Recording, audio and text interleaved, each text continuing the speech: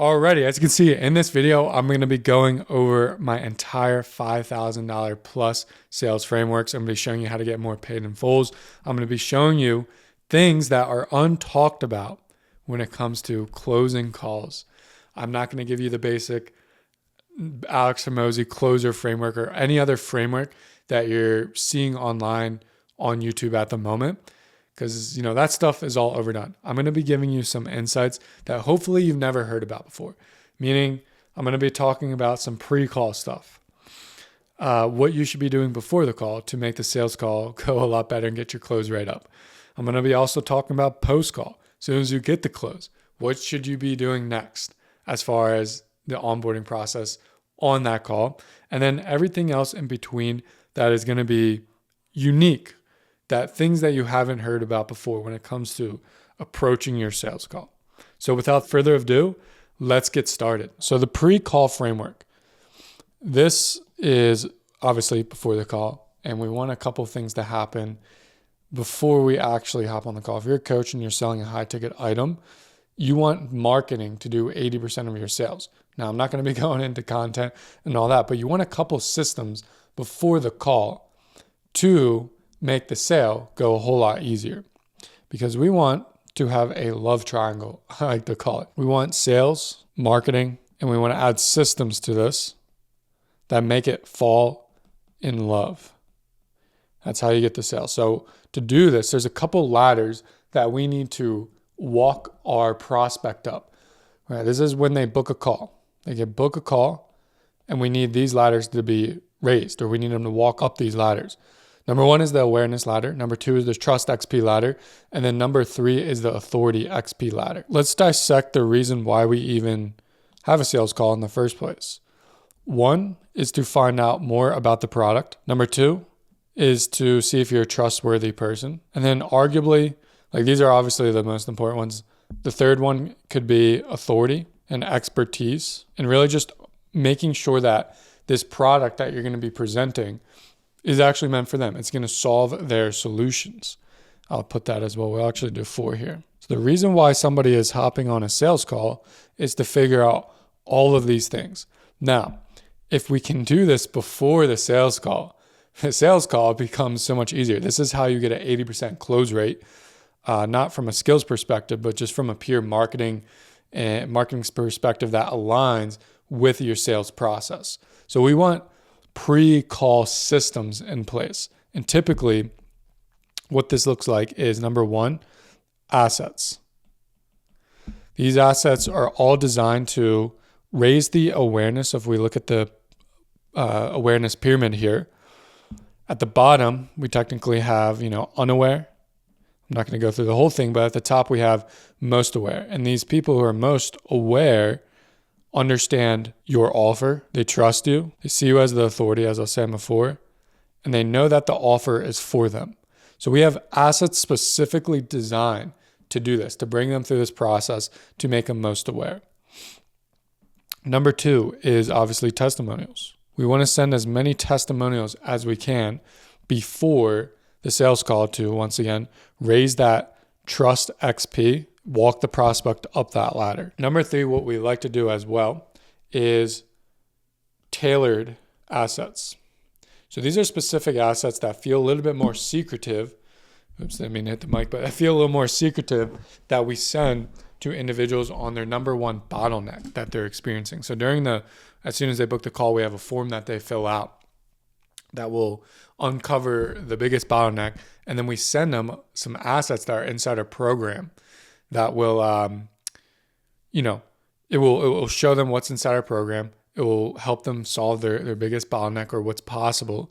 And then by the time they're hopping on a call, once again, that trust and authority is built up so much that they're going to want to work with you to implement it. So these are the 3 things that you need to send pre-call.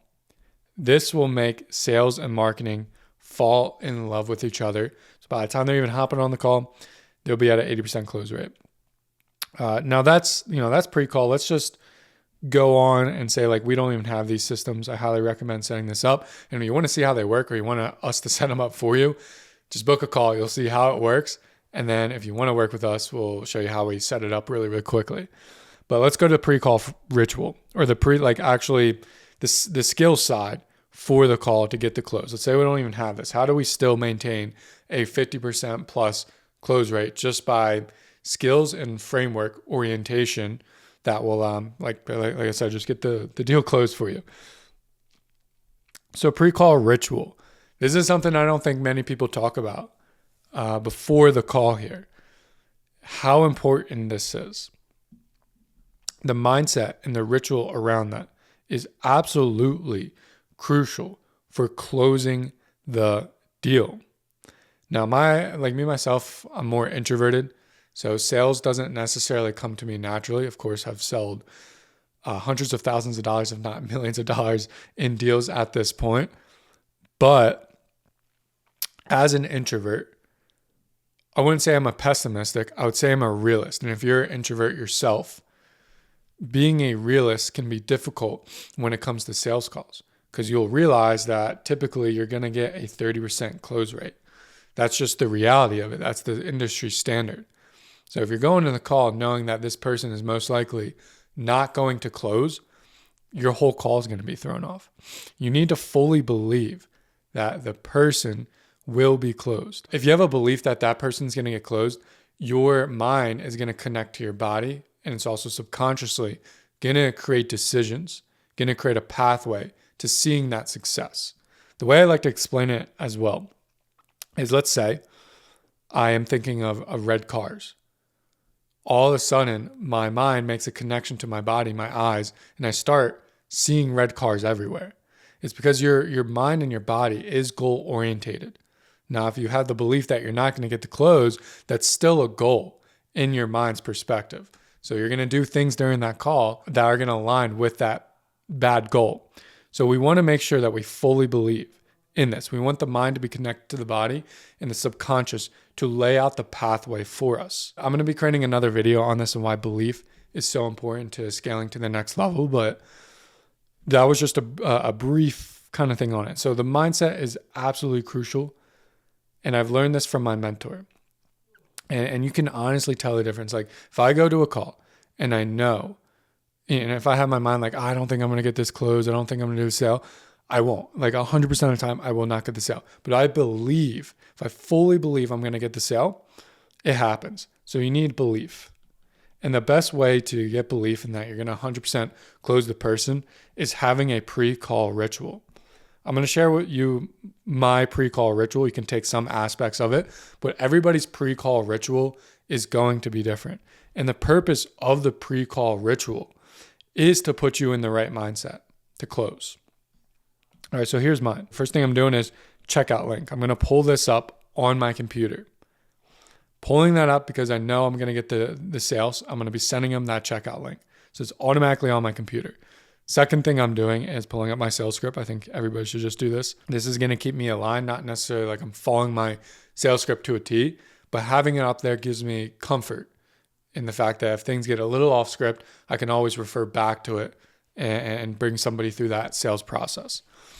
The third thing that I really like to do here is actually write down what I'm grateful for. I'll write down the deals I closed, things I'm grateful for, things I've done in the past to put me in the right mindset, to put me in the right frequency when entering the call. So I'll write down like 5 to 10 things before the call, right on my notepad. The next thing that I do is some push-ups. If I notice that I'm feeling a little tired that day, I'm going to be doing some push-ups. Just, like 10, 20, maybe 30, depending on how tired you are for that day. Just get the blood flowing. All of these things is my pre-call ritual that puts me into the right mindset. And that mindset, once again, is just knowing without a doubt, I'm 100% going to close. This is something I don't think people talk about enough. I learned that from one of my mentors who is actually inside our inner circle and teaches everybody sales. So I highly recommend doing this as it helps me a lot. All right, so that's the pre-call ritual. Now let's get into during the call. What do you do during the call? What do you say? What are the questions you ask? What is the framework / process that you need to bring somebody through? Okay, so the first thing is the intro. Somebody pops onto the call. You're there. Always show up 5 minutes early, by the way. Be professional. This is the first introduction to how you operate as a coach and a business owner. So showing up early, being there, being prepared, wearing something nice. if that fits your personal brand, make sure you're doing that. But as soon as they're hopping on, you need to get into the intro. There's a couple key things when it comes to the intro that I'm doing. Number one is raising my status. And then the second thing there is keeping that status, my frame. And typically how I like to do this is actually not by building rapport.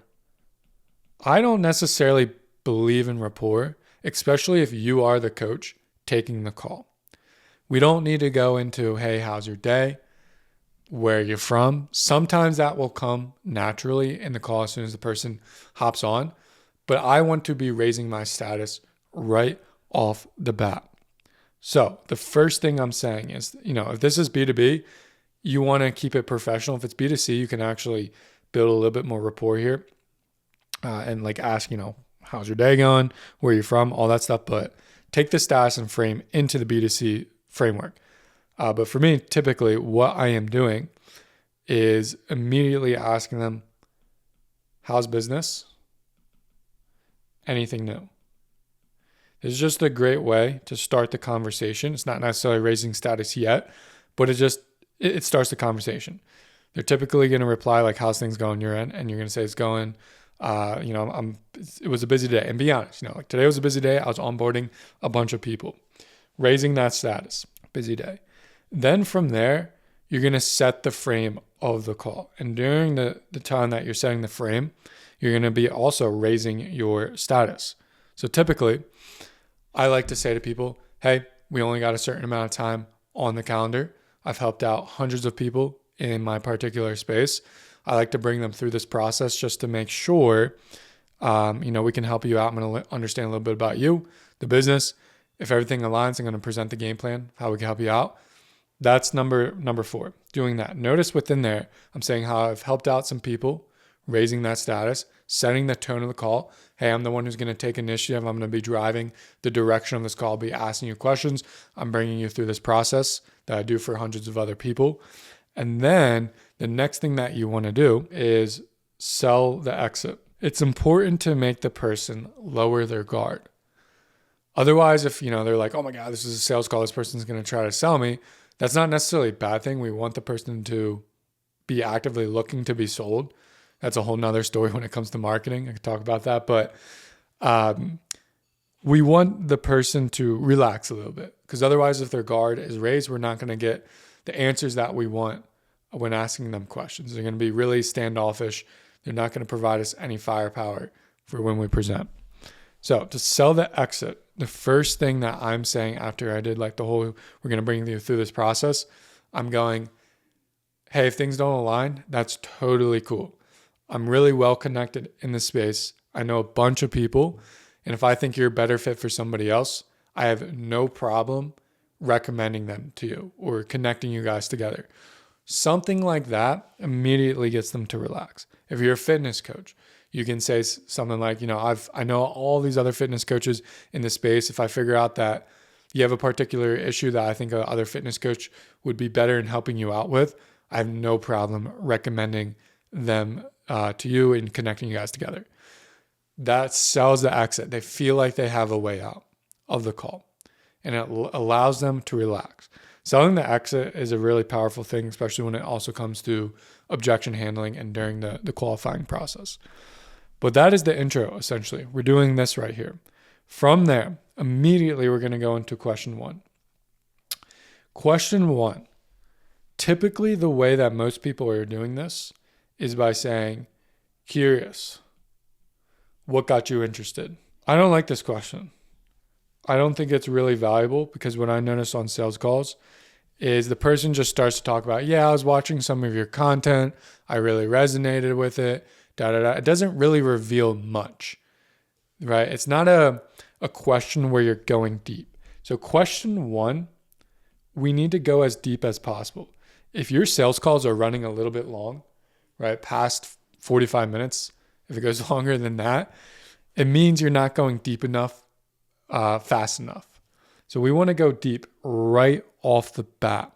And typically, how I like to do this is by posing a question of figuring out what their number one bottleneck is, cutting right to the chase. So the way I frame this question is, People come to me for a couple different reasons. Number one is this, number two is this, number three is this. Out of those three, which one resonates with you more?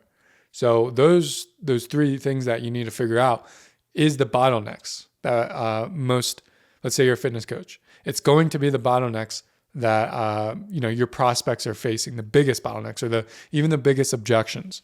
So you can say something like, typically people come to me for three different reasons. Number one is accountability. Number two is a customized workout plan. Number three is nutrition and dialing that in. Out of the three, which one do you feel like you need the most help in? Boom. All of a sudden, they're going to answer with the one that their biggest problem. And this really becomes a great way to start to dive deep right off the bat. So that's question one. Dive deep. From there, all we're doing is then finding out more about their current situation, some other roadblocks that they're facing, and then we're building a gap doing that by then also talking about their motivations and goals. There's some other things here that I'll talk about in a second that interweaves into this, but finding their current situation. We want to see where they're at. This is the qualifying process. We're trying to look for, one, can we help? Two, what's the biggest problem? And then three, what's blocking them from hitting their goal? All of this we're going to use as firepower when we present. So, if you're a fitness coach, you can be asking, what is blocking you from getting into shape? And during this, we're trying to go as deep as possible. And what I'm looking for during this process, I like to call it, and I learned this from my mentor, is a silver bullet. This silver bullet gives us permission to present our product. If we do not find this silver bullet, we cannot present. Otherwise, the presentation will not go the way you want it to go. They're not going to be sold. But what's a silver bullet, you might be asking? A silver bullet, it's a silver bullet when it's something deep. When they start talking about the deep-rooted issue, the deep-rooted problem that they're facing. This can look in the form of something, let's say, go back to a fitness coach because it's the easiest thing. This can look like the prospect saying, yeah, man, this whole accountability thing, I need to be held accountable because every time I look in front of the mirror, I am not confident with myself and it's ruining my image for my kids. That's a silver bullet. As soon as they start talking about their kids, something that most people just don't share with you in a regular conversation. If you find that bullet there, that is your permission to present. You're going to use that bullet throughout the presentation. You're going to be talking about their kids and how you need to be healthy around them. And this is how we're going to make you healthy so you feel confident in front of the mirror and you are a good example for your kids. That's the silver bullet. And we're looking for that. And the way we find that out is by going through their current situation, discovering their roadblocks, asking deep questions around this. Now, if you're B2C, you can get pretty emotional. If you're B2B, it's a little bit different. B2B, you really have to treat this as a conversation and be smart about the questions that you ask. Otherwise, like a B2C question might be like, if you're asking about their motivation and goals, you can ask them like, all right, what does losing 60 pounds do for you? That's a very basic question that can have the B2C prospect go deep. But if you asked a business owner, okay, what does adding an extra 20K do for you? It's a dumb question to ask, in my opinion. They know the game that's being played, and it's fine that they know it's a sales call.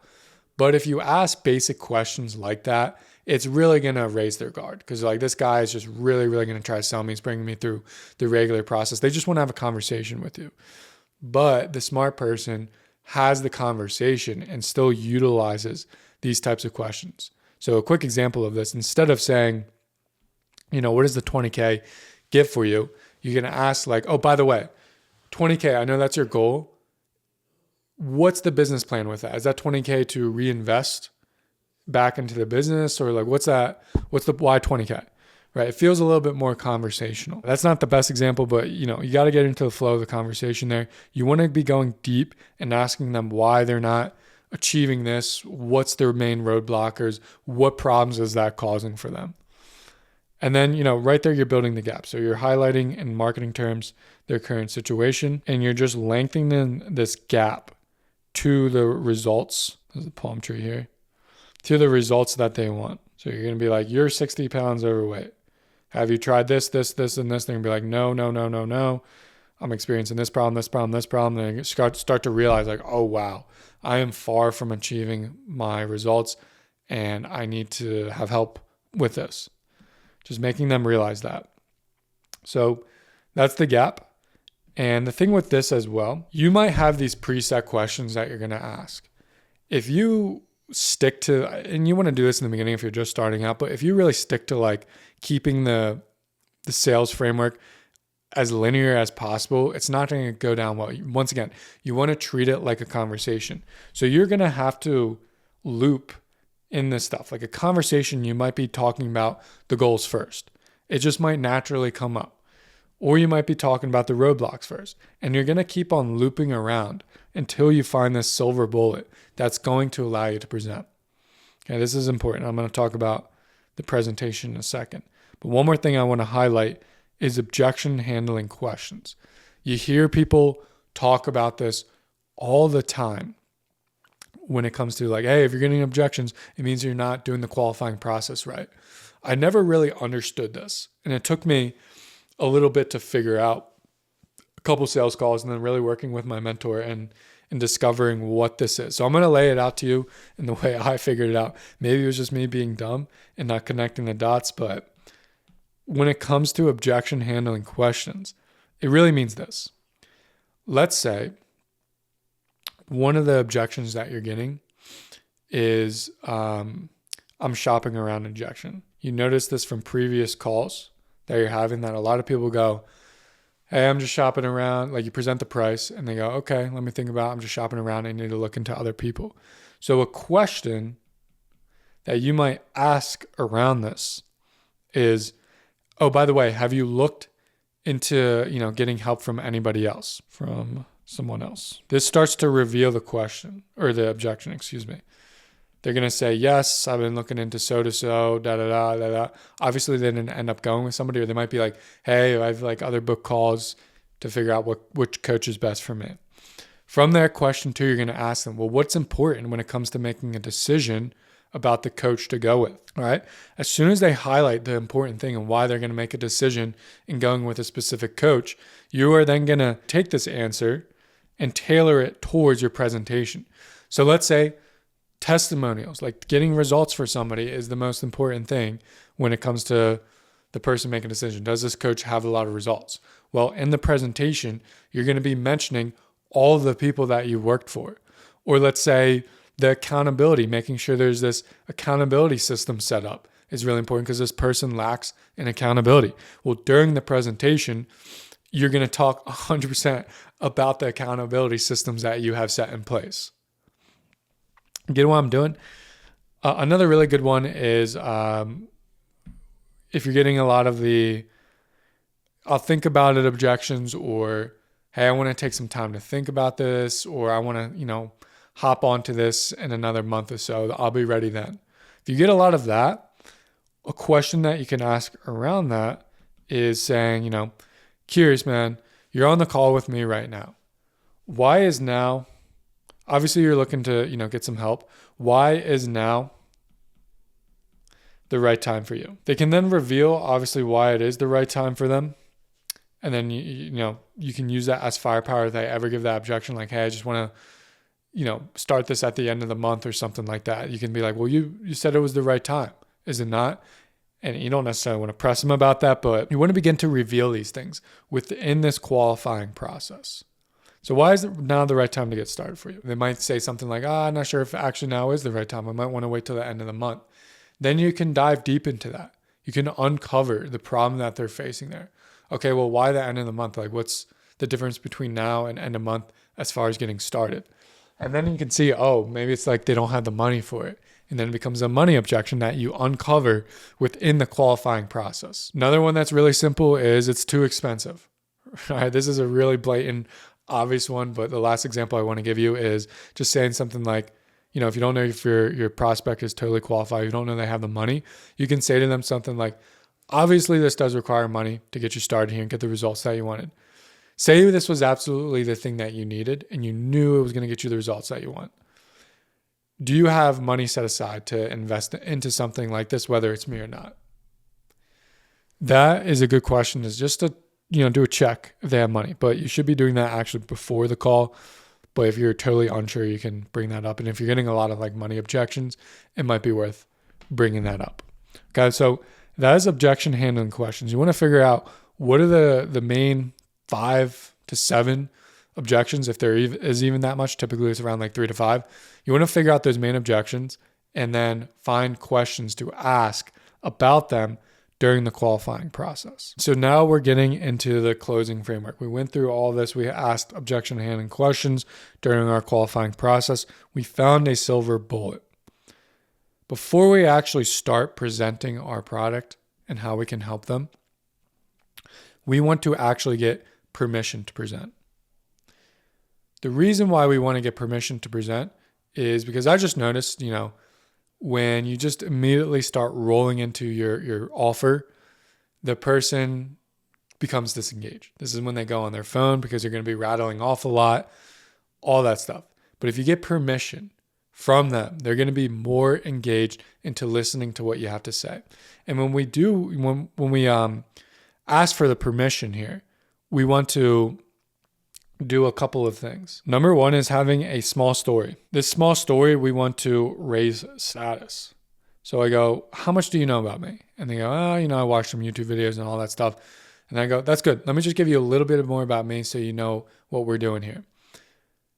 And I run into my story.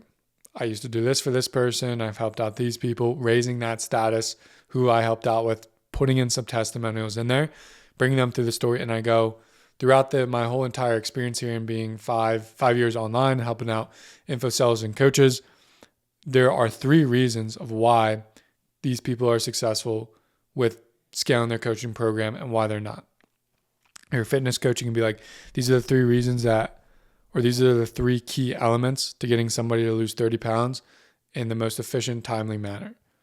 And then you say, right, during that story, you raise the status, but then you say, if it's cool with you, this is where you're asking permission, I can show you the exact 3-step process that will get you, now we're going to be tailoring it towards them, the permission to present, that will get you from right now where you're 60 pounds overweight and you have an accountability issue to losing those 60 pounds and making sure that you're held accountable throughout the entire process so that you feel confident in front of the mirror and that your kids have somebody to look up to. Tailoring the permission to present to their exact situation. This is how we're going to get you from point A to point B. We want to not talk at them, but talk with them. Show them how we together are going to bring them through this process. So it starts off with that. So a little bit of tailoring here. And then we're going to run into the 3 phases. Now for these 3 phases, typically there are a couple things that I do. Number one, I like to use analogies. Because what we want to do is have them fully believe in this product, in the coaching aspect. To get somebody to believe, using analogies is the gateway to doing so. It's a great way to switch somebody's mind around a certain subject. So number one is analogies. Number 2 is we're being results orientated here. Always speaking to the results. Too many people in marketing terms, they're either talking about the features too much, right? As soon as we get in this program, we're going to do a one-on-one call. I'm going to give you a customized workout plan. We're going to go over the nutrition that you need to eat. You're going to get all the workouts that you need. Like, those are all the features. We want to be talking to the benefits. And the best way to talk towards the benefits is using a so that statement. Whenever you mention a feature, you're then going to say, so that we can get you to your goal. Okay, the first thing that we're doing is hopping on a one-on-one call so that we can come up with a customized plan so that we can get you to lose 10 pounds right away, and immediately you'll start feeling confident about this process.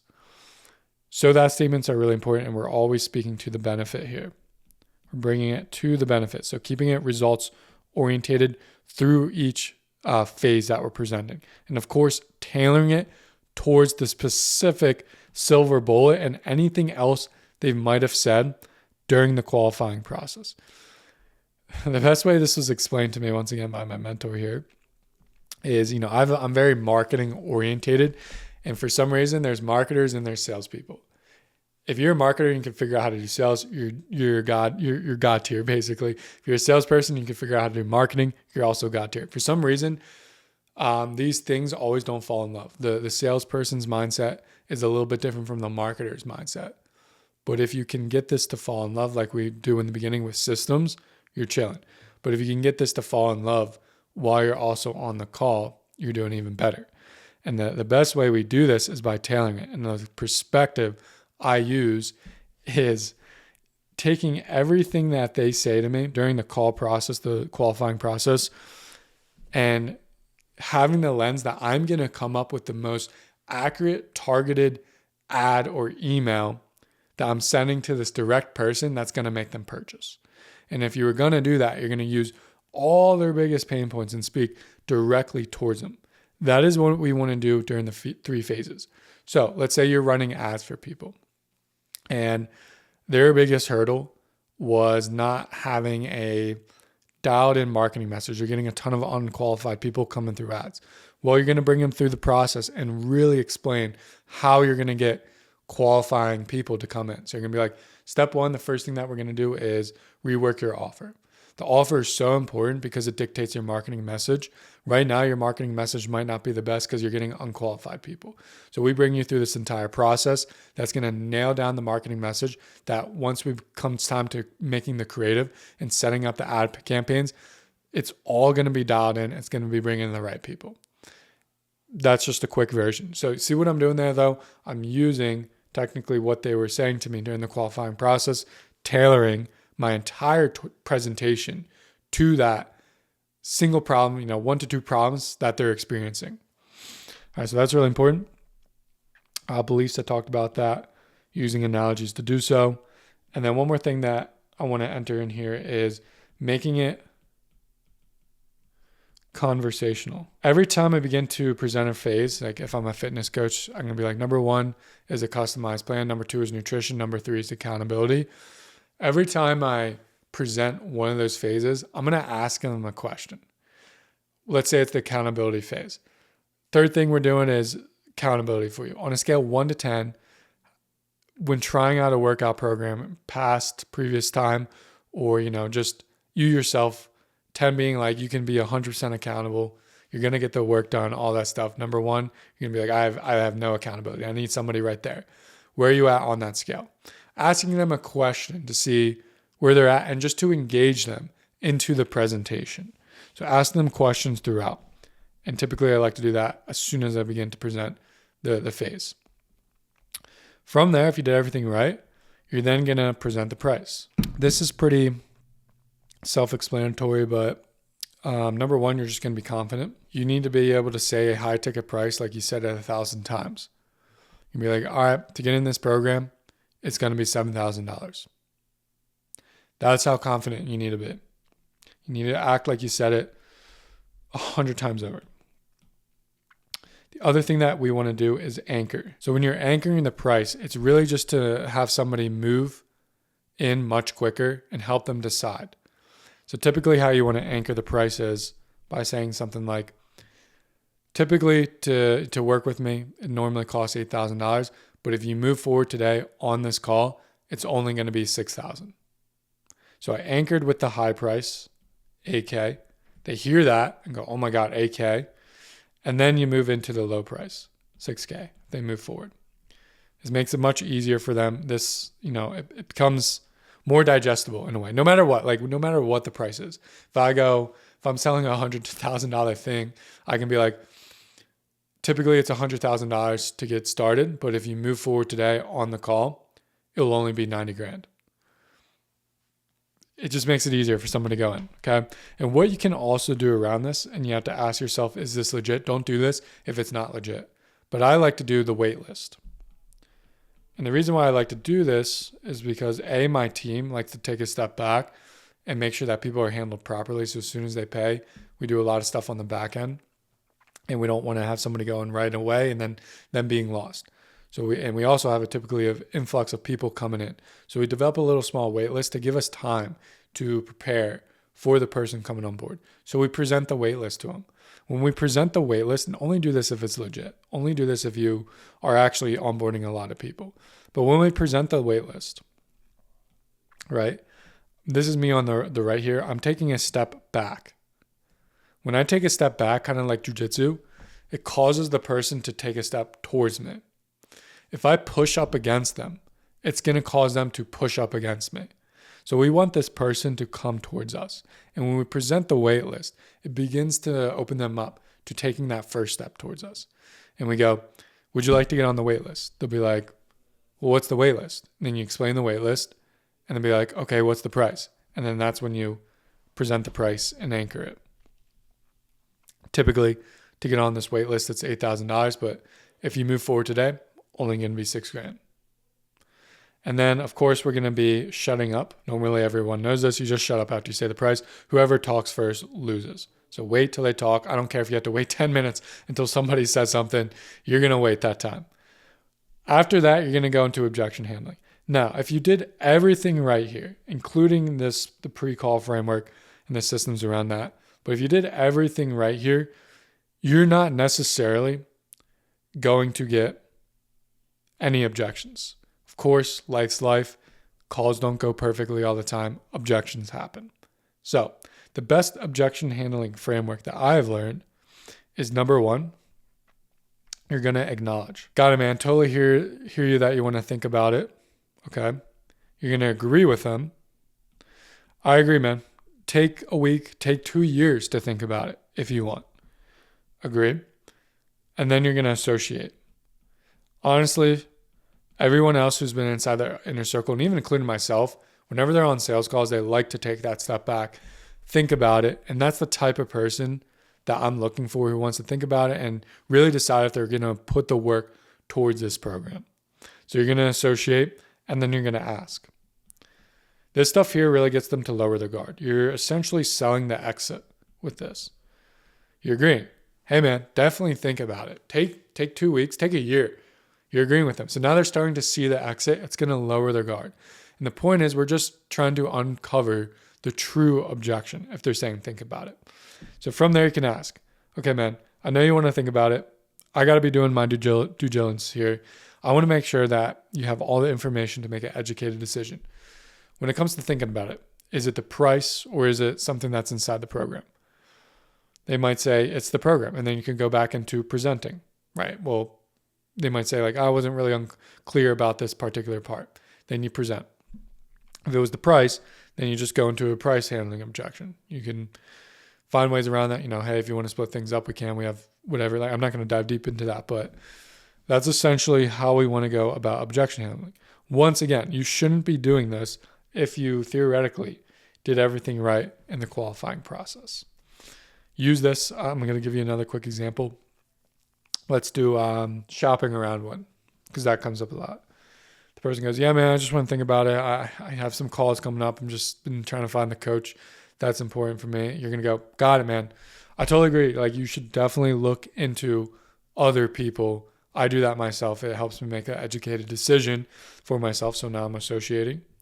Curious, man, when it comes time to like moving forward with somebody, what specifically are you looking for in that coach when it comes to helping you out with your problems? Now you're uncovering the real objection. Could be price, could be something within the program that you didn't have a chance to cover, all those types of things. And then you just go back into the qualifying process. All right, so that is the closing framework. Now we're going to move on to the post-close framework. You got the close. You sent them the link. They paid. Everything's good to rock and roll. Here's one thing that I like to do to make sure that we're, one, mitigating buyer's remorse. As soon as they pay, the first thing that is going to happen is buyer's remorse. It just happens, right? They put down a lot of money and they're going to think, oh man, that was a lot of money that just left my bank account. I hope this is the right decision. Obviously, they should be knowing it's the right decision. They should be ready to move forward. There should be no second guesses in that. Like even during this process, I like to ask, like, do you truly believe this is right for you? All that type of stuff.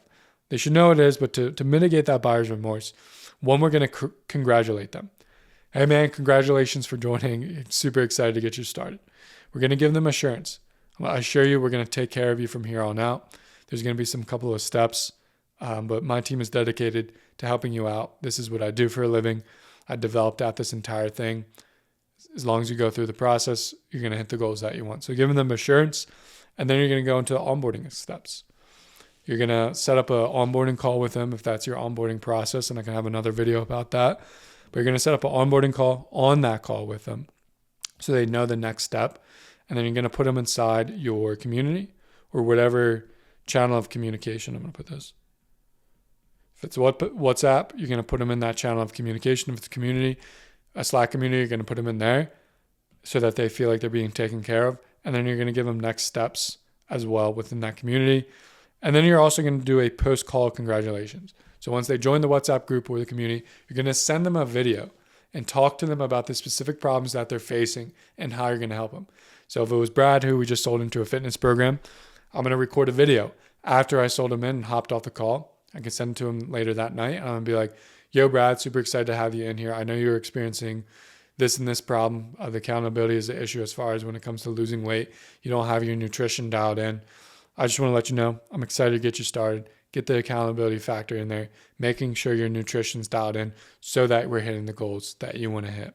Looking forward to our onboarding call. See you then. Just going to send a video like that, and it's really going to mitigate this buyer's remorse. Oops, didn't mean to delete it, but it's going to mitigate that buyer's remorse, which is so important. All right.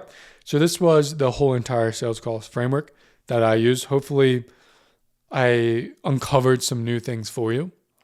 Tried not to talk about, the closer framework and the questions that you should be asking, but rather giving you more insight, more thoughtful ways to go about the sales call to add on top of what you're currently doing. With that, I will see you in the next video.